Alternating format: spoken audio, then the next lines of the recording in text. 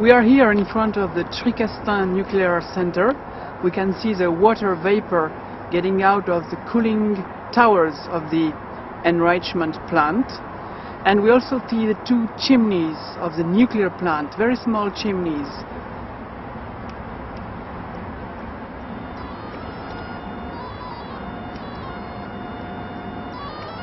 So we are measuring the level of gamma radiation here. We can see that it's a little bit below 200 counts per second, which is already abnormal. But if I move my body is no more stopping the gamma radiation coming from those drums containing uranium, and the level of radiation is increasing. It's about 270 counts per second. So our bodies are stopping a little bit those radiation, which means that the energy they send in the air is creating damage in our body. If we go closer, those drums are containing uranium, and they are sending gamma radiation into the air around, closer to the gamma emitting source. So now we have more than 300 counts per second. This level of radiation is about 4 times above natural value in this area, which is 70 or 60 counts per second. So the people who live around here receive gamma radiation from the radioactive material which is stored on this site.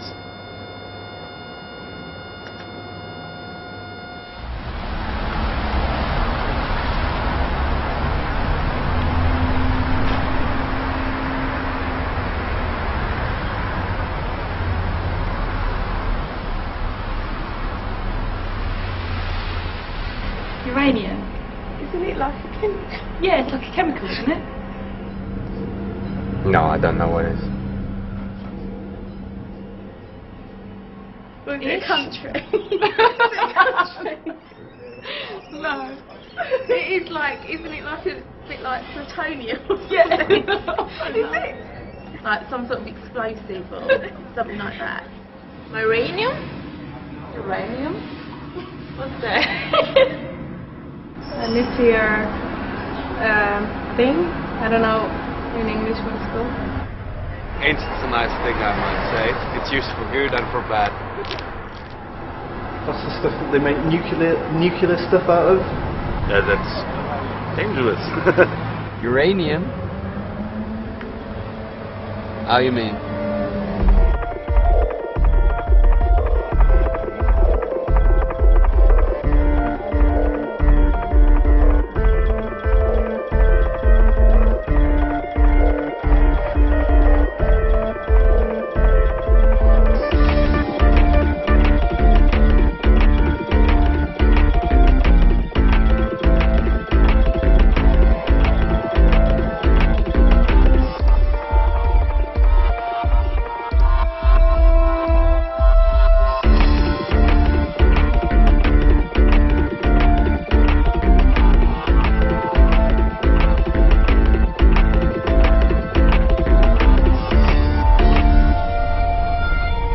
We have to be really, really careful because we are dealing with uranium.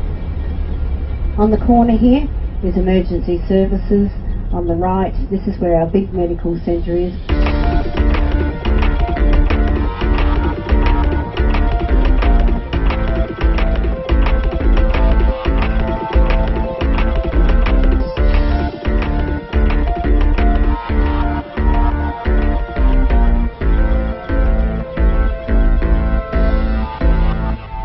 See the drums of uranium just in there in that sea container.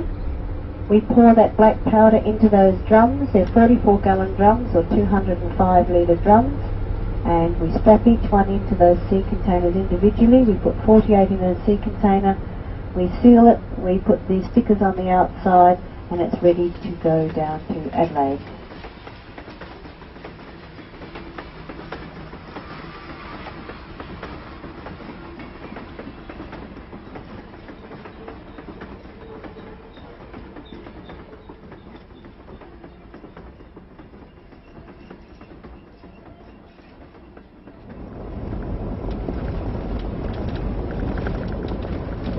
No one knows enough about it, you know, especially up here. They're not familiar because all that stuff's all new stuff to the people that are living up within this area. And when mining companies do come in to the towns to talk about and advise the communities of, you know, what's going to happen, they don't tell you the potential dangers of that mining. They tell you all the good things that's going to happen. We've got about four big uranium mining within a radius of 50 kilometres or, well, Roxbury's about 100 from here, but if you go to the east, you're probably looking at 50 kilometres. So, say within a radius of 150 kilometres, you've got about 3 or 4 big mines, uranium mining, that's going to happen. Any minerals or anything like that was seen by Aboriginal people as poison, and they never touched that. They never went near that. There's always stories that, and they're terrible stories, they're bad stories, saying that you shouldn't go near that place because that is a bad place, that place is poisonous.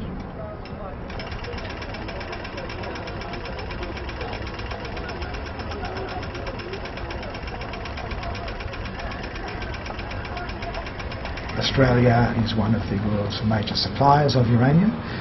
Australia is very prospective for uranium and we have pretty good prospects for increasing the number of mines. Australia exports about 10,000 tonnes of uranium a year. In 2006-2007 the export value of that was about $586 million. It's forecast to grow to $972 million in this financial year and to about $1.3 billion a year by 2011-2012.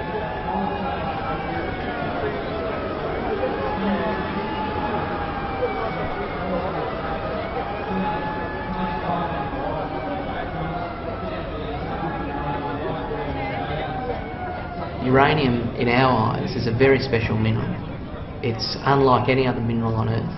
It's linked to the production of the world's worst industrial wastes, and it's linked to the creation, the spread, the proliferation of the world's worst ever weapons. So, from an Australian perspective, as a country that holds around 35 or 40% of the world's uranium, the thing that we are hoping to do, and the thing that we see as our responsibility, and the best thing we could do for the world, is keep the genie in the bottle.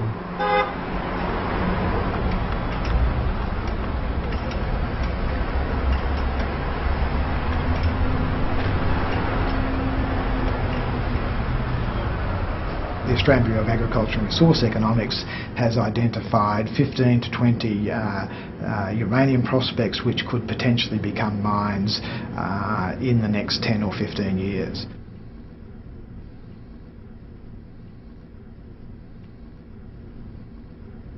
So Australia is very prospective for uranium. Australia is one of the world's major suppliers of uranium. People want our product, they're going to keep wanting it. The British have just committed to the nuclear power industry for at least another 70 years. So people want our product and we can supply it.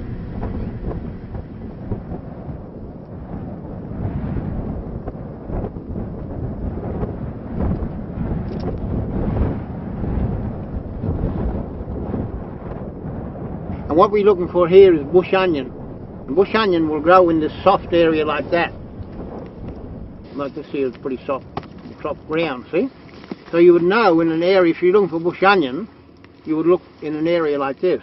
And if it's a bit hard, sometimes you'll find a bit clayey, but you have a rock and you beat that ground, see?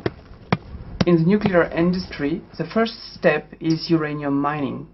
The companies have to get uranium ore from the soil and to put it at the surface. This is uranium mining. Then this uranium ore has to be crushed and the uranium element has to be get out of the ore. It is called an uranium mill. And you push the dirt away, and then this is how you find bush onions. Can you see those two little bush onions there? So that's what you're digging for.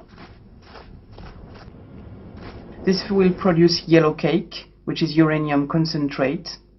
It will then go to a conversion plant to change this uranium into a gas, UF6. Here's another one, there's a big one, see? So that's what you call bush onion.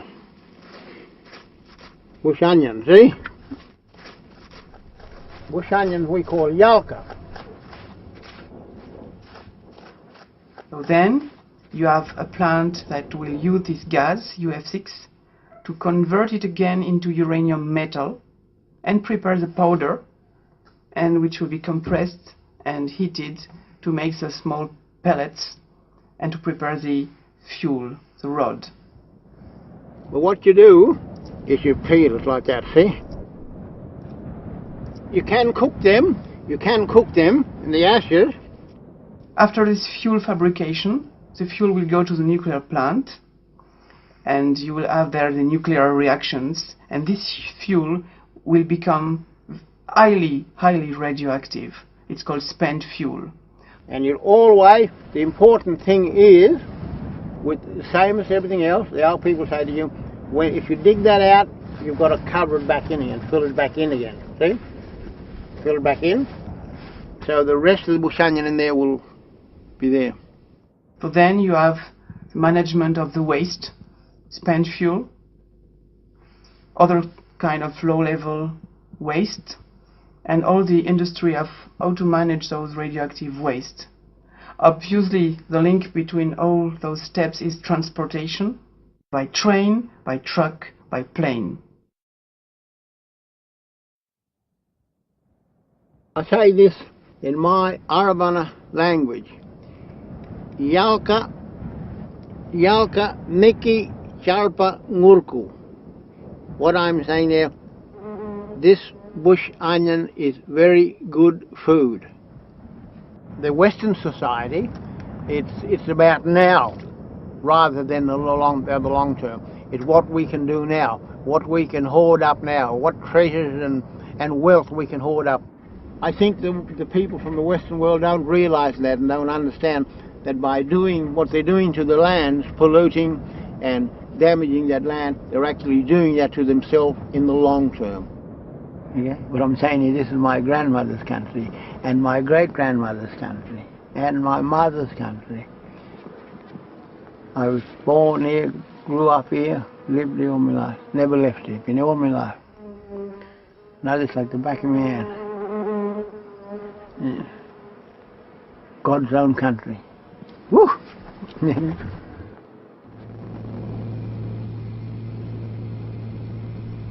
We have real concerns in Australia about the long-term impacts of uranium mining. The long-term social impacts, the long-term cultural impacts on Indigenous people, obviously the long-term environmental impacts from leaking tailings dams and from contaminated water. We also have concerns about the long-term financial impacts, because what we've found so often across the mining sector in Australia is that mining companies quickly form, quickly identify deposits of whatever that mineral that's in demand is. They access it, process it, sell it, and then they finish.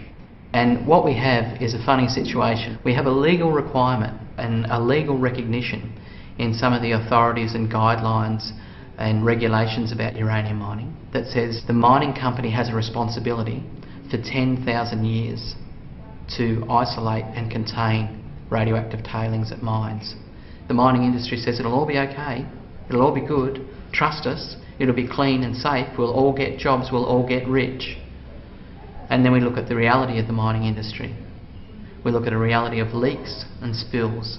We look at a reality of secrecy and denial. We see a reality of underperformance and cover-up. We see a reality of a lack of responsibility and of company after company walking away from their long-term responsibilities. So it's one thing, the words are one thing, the actions are another. And the actions also have to be measured over the length of the threat. And the threat is thousands of years at least. It all began the year that I was born, back in 1955. They started processing uranium from a radium hill. The site operated from about 1955 to 1960. And then it went into receivership, and then they started processing mineral sands. and that was operating till about 1962. The company then parted ways with Port Pirie but left the site as it was, so it was unfenced, and there were 6 tailings dams left there. And so the local children used to play and swim in those tailings dams with the radioactive waste. And then in the 1970s, a local group of the Friends of the Earth was formed, and they campaigned very heavily to have the site fenced and to have radioactive signs put up.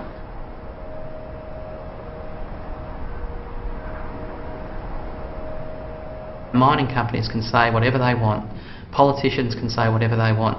In a decade, they won't be a politician anymore. In 2 decades, they won't be a mining company anymore. In 4 decades, they won't be alive anymore. Against the spectrum of 10,000 years of threat, their promises are pretty hollow.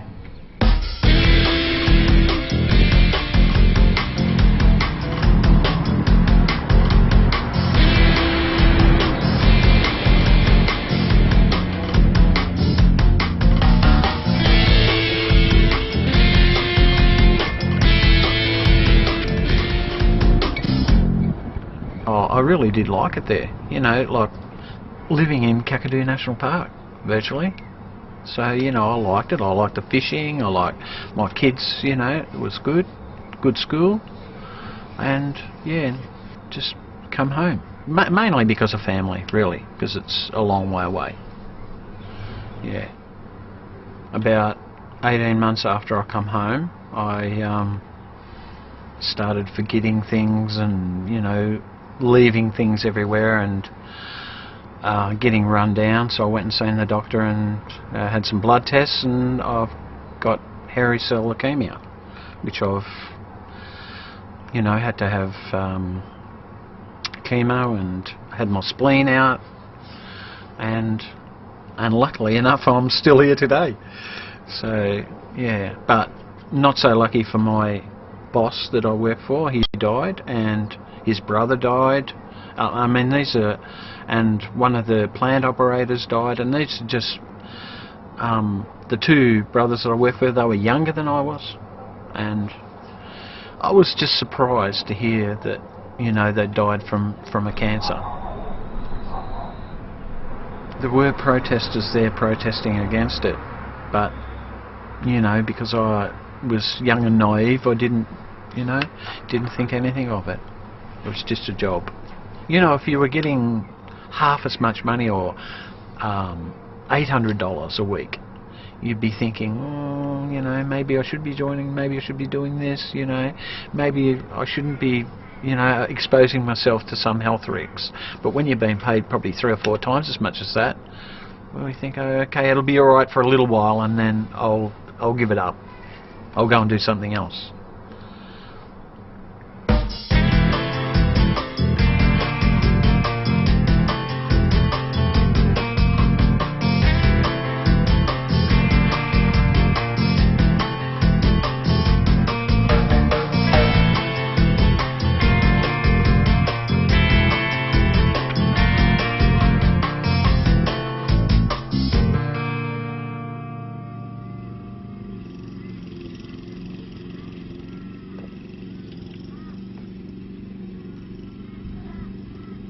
At the moment we're about 5,500 people. We'll grow to 10, maybe 12,000 people. We have a cemetery in Roxby Downs with nobody in it, and that cemetery has been in existence for about 18 years and there's still no one in it. The mine's been very important for South Australia. It's created a lot of employment, but I think the mine, BHP Billiton, is very proactive in trying to make sure that whatever they're doing is going to also enhance our environment. They're not here to be doing what they can and exploiting or creating problems environmentally. They actually have a big team of people making sure that everything they do is done the right way, so they can leave less of an impact upon our environment, which I think is great.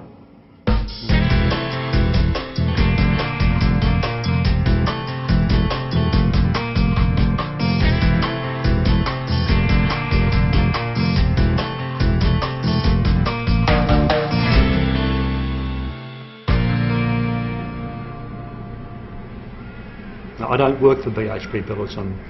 I work for local government, as I said, but I do know that BHP Billiton are fanatical almost on safety.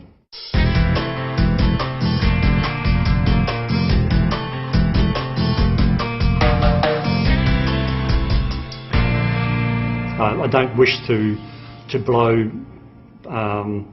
sing BHP Billiton's praises, but it's a fact. They are, everything they do, they're trying to make sure that it's going to come at a, less of an impact damage, be more, hopefully, a chance to mine, but also to be respectful of the resources around them, natural resources, and so I think they're doing that.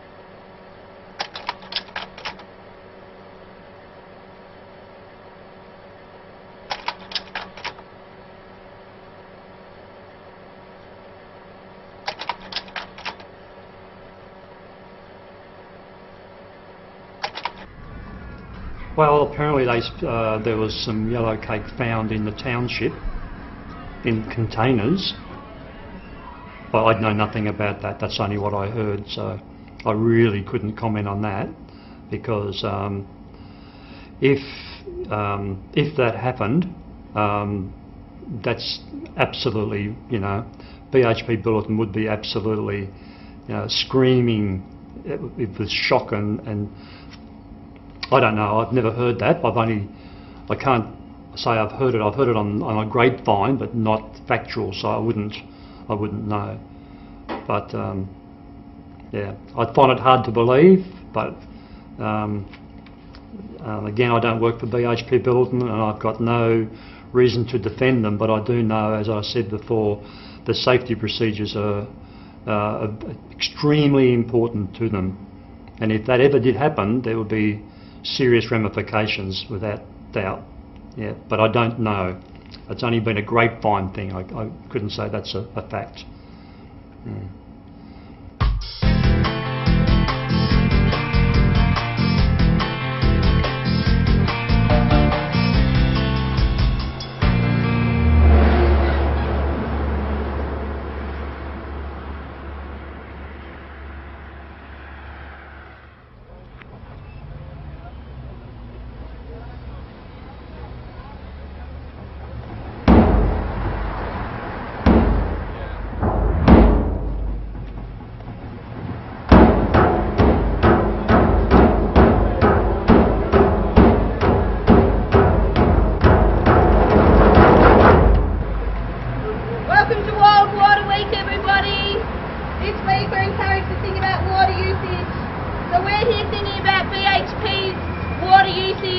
In just one uranium mine, BHP sucks up over 35 million litres of water a day.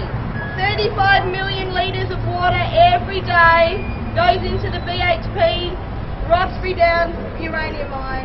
We don't think this is okay, and we're happy to stand up in silly suits on waste barrels, be late for work, and hang around here because we don't think it's good enough for Australians.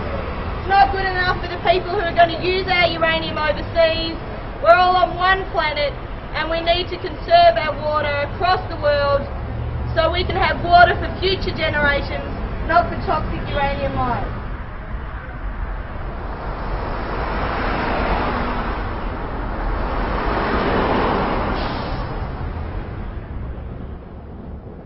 This is the lifeline to the mine.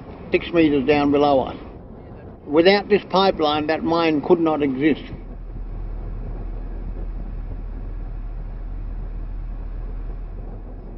And that's coming from the Great Artesian Basin. Without this pipeline here, that mine could not survive. At the moment, the mine draws on the Great Artesian Basin for its water supply. It in fact uses about 3/4 of its allowable arrangement. It doesn't draw all that it has to do, and what the studies of that show and what the regulation of that shows is that the Great Artesian Basin is sustainable, notwithstanding the fact that the Olympic Dam draws on it for its water supply.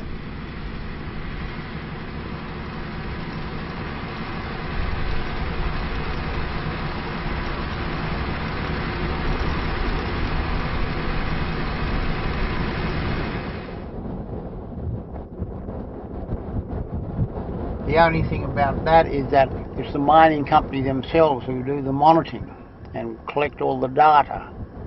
And if they want to manipulate that data, they can, because no one else sees it. If there's an impact on the basin, you wouldn't know, because they're not going to tell you that anyhow, because it's their livelihood that's threatened. So that's water that's coming out of the Great Artesian Basin. See? And I suppose you call it artificial. Down the track we'll see natural water escaping from the Great Artesian Basin in the mound springs and that. So it's amazing to look at this dry and this arid looking land. You wouldn't expect to find so much water below, but there is. Yeah. Again, the changes since the mining, you've got a depression, as you'll see in there. See, there's a depression. In the past, you didn't have that. There was a level filling across there, rather than a depression. Aboriginal people who live in the area have absolutely noticed that natural springs and natural outlets for Great Artesian Basin water called mound springs, which have been really important both culturally and for ceremony significance, they're drying up. Flow rates are reduced. These are significant impacts, and the appetite for water at the Olympic Dam mine is only increasing. The Olympic Dam mine, owned by the world's largest mining company, BHP Billiton, every day sucks up at least 35 million litres of water every day. Without cost, it sucks that up free from ancient fossil groundwater reserves.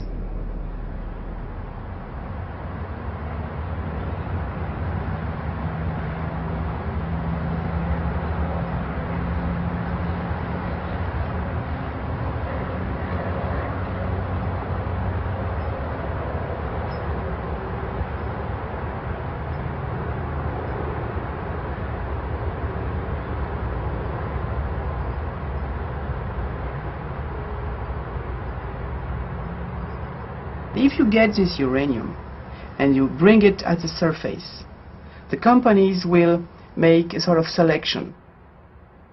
The most active rocks will be sent to the uranium mill that will prepare yellow cake, uranium concentrate, but they will leave a lot of radioactive mud called tailings.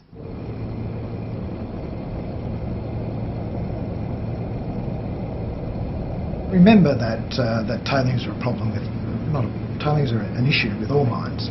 So you have to manage tailings with all mines, and you have to manage tailings with uranium mines as well.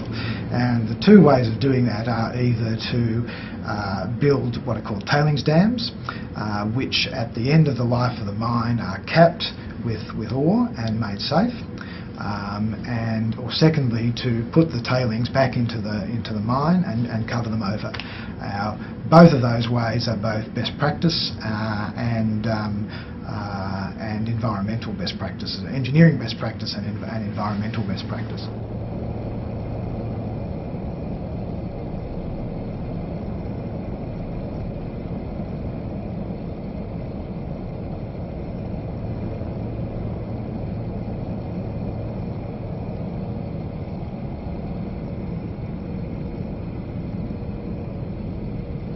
they have the composition of powder.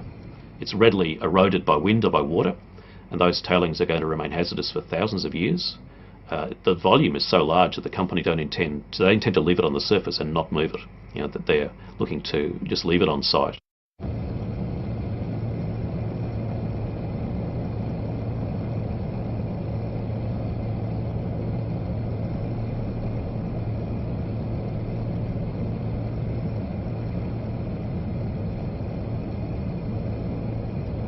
Some people say that tailings are benign or neutral and that they're not a problem. Tailings are in fact less radioactive and less dangerous than the materials from which they come, because the uranium oxide, as the uranium ore, has been extracted.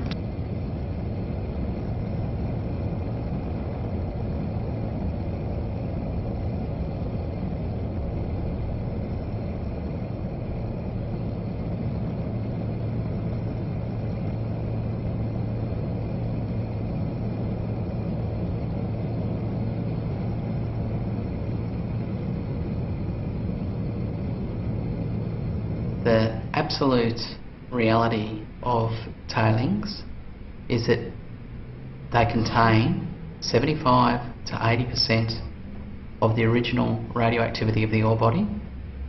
The only radioactive element that is taken out in the process is uranium-308, which is one of a host of elements. And that material, which was previously secure and inert, has now been broken up and mobilised.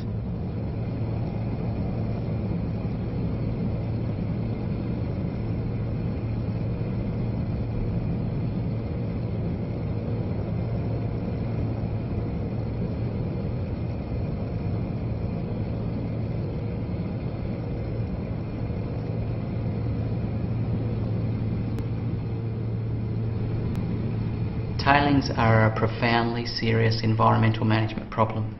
Those who downplay the seriousness of this problem either have not read the technical detail, or they have read that technical detail and they've decided that that's not as important as the profit bottom line. Uranium mining in Australia is heavily regulated. It's heavily scrutinised. There are laws at the national level. There are laws governing environmental protection at the national level. There are laws governing environmental protection at the state level. There are laws governing the mining of uranium and the transport of uranium.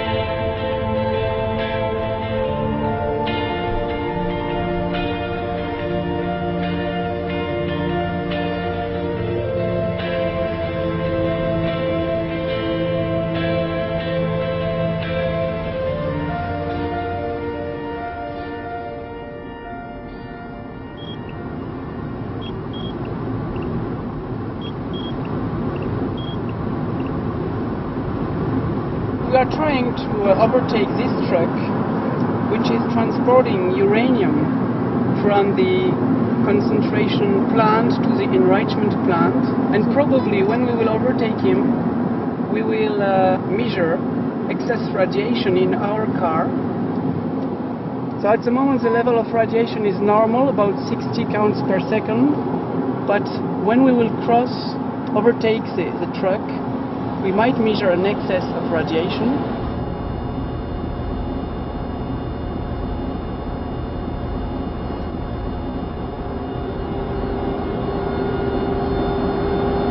It's much higher than the natural radiation level, which is about less than 100.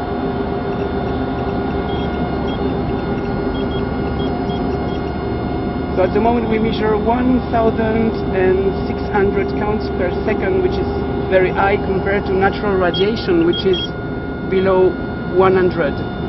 And you will see that the level of radiation will decrease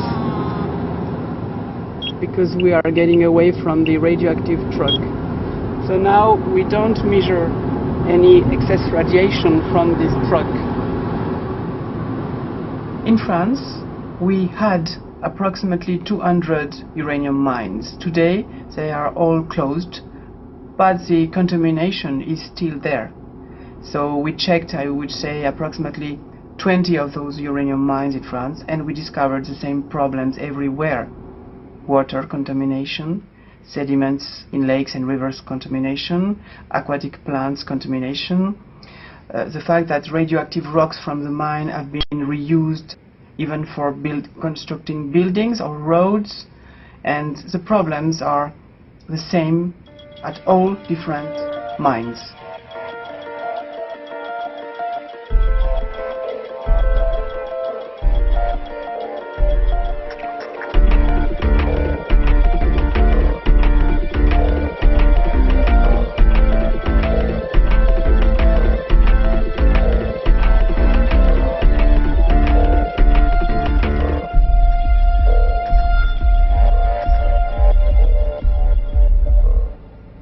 CURAD means Commission for Research and Independent Information about Radiation. So it's an NGO which has been created in 1986, just after the Chernobyl accident, because the French government said that in France we had absolutely no contamination from Chernobyl, which was wrong. So a group of people decided to set up this organization, to hire scientists, to buy equipment, and to create an independent laboratory. So our action is to make measurements and to improve people knowledge, people awareness about the problems linked with radiation in the environment, radiation at home, radiation at the hospital, and obviously nuclear energy and its impact.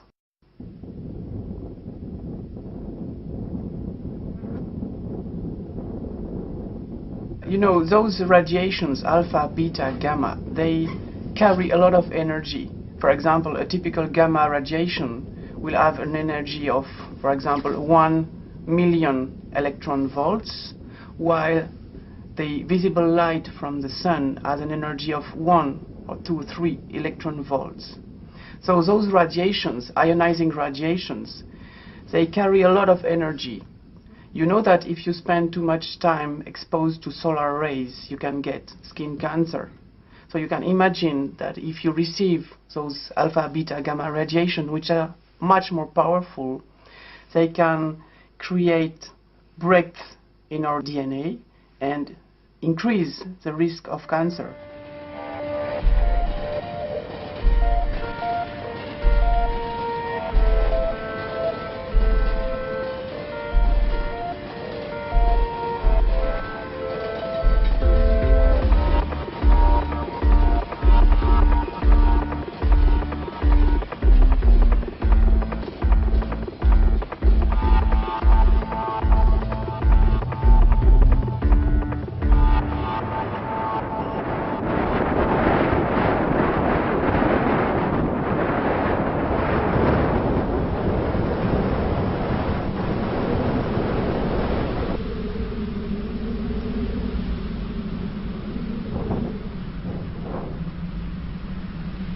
Es gibt historische Gründe für die Ablehnung der Atomenergie, die sind nach wie vor richtig, zum Teil sogar verschärft. Das ist die Frage der unzureichenden Entsorgung, das ist die Frage der Risiken, wobei bei Atomenergie nicht die Frage der Eintrittswahrscheinlichkeit das Entscheidende ist, sondern der mögliche Schadensumfang. Jede Risikoanalyse hat immer zwei Komponenten, also die Eintrittswahrscheinlichkeit, die ist sicherlich geringer als beispielsweise ein stehen gebliebener Fahrstuhl, aber auf der anderen Seite ist dafür die andere Komponente so gewichtig, nämlich die möglichen Folgen, dass eben die zweite Komponente, die genauso wichtig ist, umso mehr zum Tragen kommt. Der dritte Punkt ist der militärische Missbrauch. Und der vierte, der in den letzten Jahren verstärkt dazugekommen ist, ist der terroristische Missbrauch, der vielfältige Komponenten hat, die anfangen von Atomüberfällen durch beispielsweise Terroristen bis hin zu der Frage gezielter Flugzeugabstürze.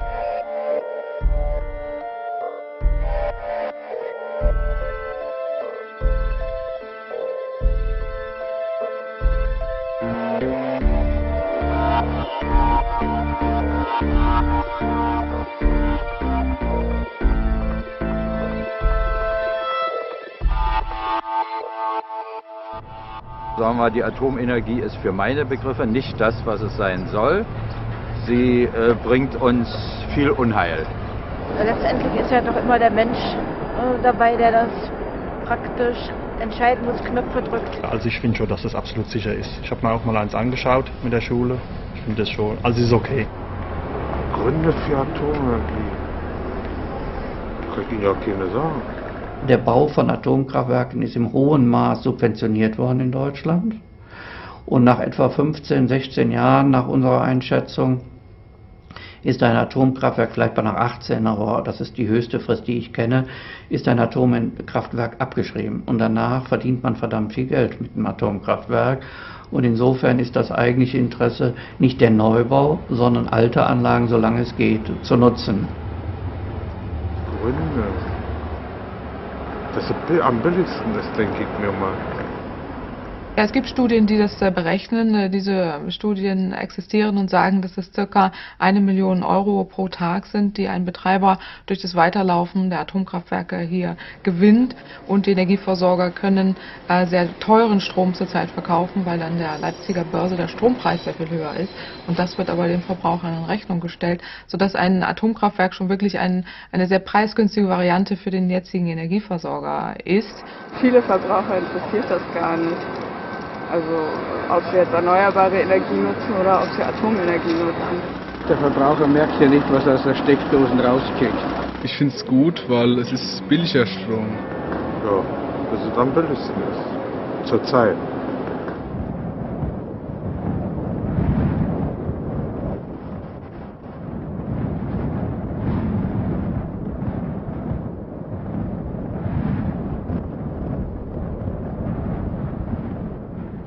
Tatbestand ist, wenn man die nächsten 15 Jahre sich anguckt, werden erneuerbare Energien auf jeden Fall preiswerter, traditionelle Energieformen teurer.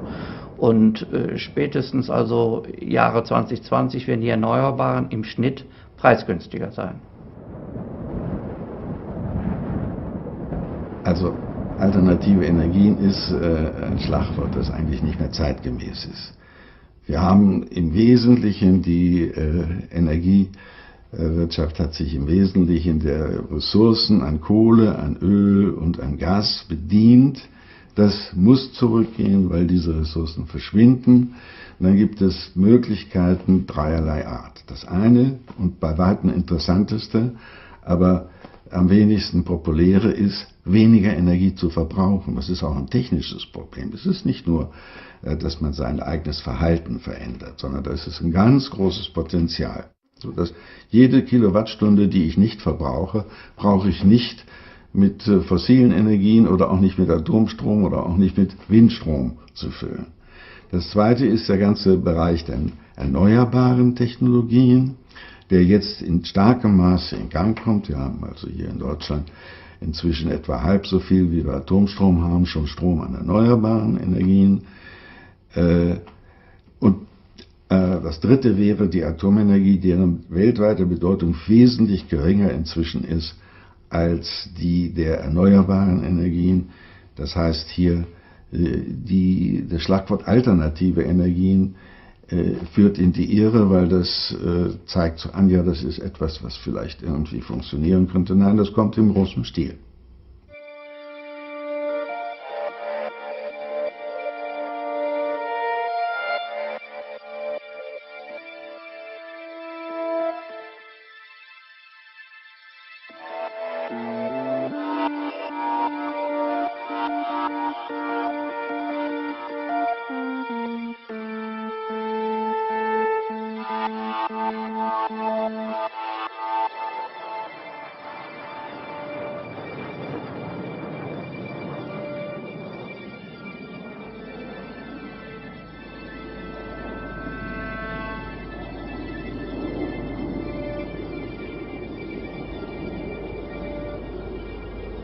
Wir haben eine intensive Debatte beispielsweise in der Enquete-Kommission des Deutschen Bundestages schon in den 80er Jahren, Ende der 80er Jahre gehabt. Und damals war die Kommission mehrheitlich besetzt von Befürwortern der Atomenergie, unter anderem auch durch Professor Michaelis, der in Deutschland das Handbuch für die Kernenergie geschrieben hat, also sozusagen einer der Hauptmotoren für die Kernenergie. Und wir haben uns mit der Frage beschäftigt, kann die Atomenergie das Klimaproblem lösen?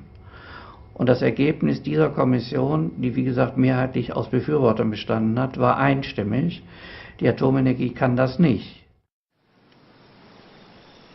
Gut, ich persönlich fand sie einfach kitschig, die Kampagne.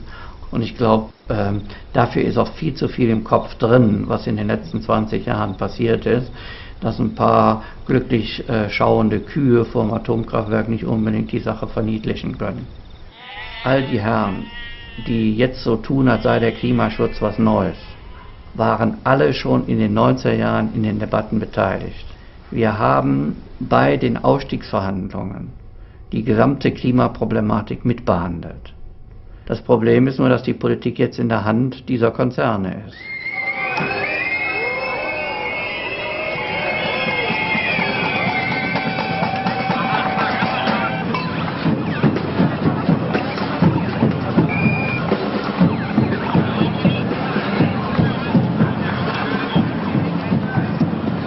Politik reagiert vor allen Dingen, insbesondere in Demokratien, Gott sei Dank haben wir einen, auf das, was Wahlen betrifft. Und wenn die Menschen sich wehren gegen die Atomenergie, weil hier das Atomkraftwerk daneben ist, dann fängt die Politik an, sich daran zu orientieren. Das war in Deutschland der Fall. Das hat dazu geführt, dass in der rot-grünen Koalition der Atomausstieg sich durchgesetzt werden konnte, von dem nicht sicher ist, dass er wirklich dann funktioniert. Aber wenn die Menschen hier in diesem Lande überhaupt nicht spüren, was an Umweltschädigungen im australischen Busch passiert, dann gibt es auch keine Rückwirkung auf die Politik. So ist die Welt gestrickt.